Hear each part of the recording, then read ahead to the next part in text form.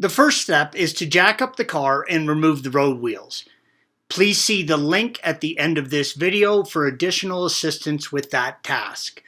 This will expose the brake caliper, red arrow, that presses the pads against the disc, yellow arrow.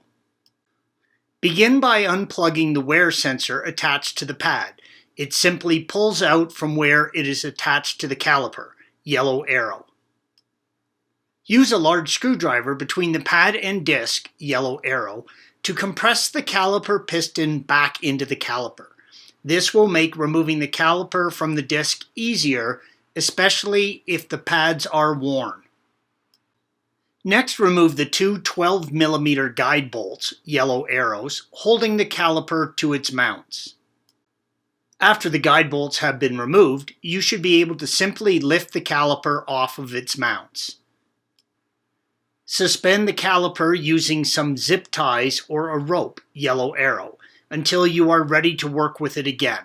Never let the caliper hang from its rubber hose. This can damage the brake line. Once you have the caliper removed, inspect the inside of it.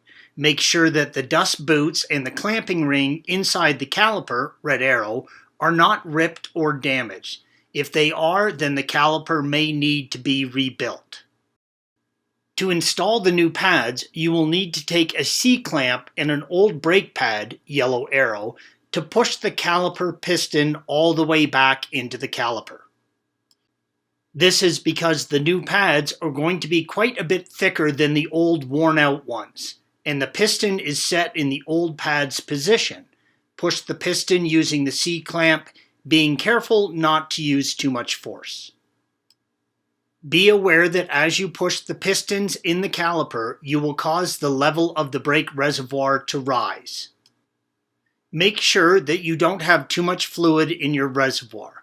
If the level is high, you may have to siphon out a bit from the reservoir to prevent it from overflowing.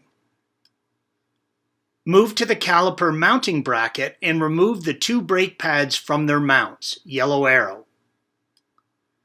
Use a flathead screwdriver to carefully push out the old sensor, yellow arrow, if you plan to reuse it. With a new sensor, simply push it into the hole in the pad. Apply some anti-squeal to the back of the new pads and install them in their brackets on the caliper mount. With the piston compressed into the caliper, reinstall the caliper over the pads and back onto the bracket. Install the guide bolts and torque them to spec. Once the caliper is mounted to the bracket, plug the sensor into the harness. Remember to pump the brake pedal a few times to move the piston into the correct location.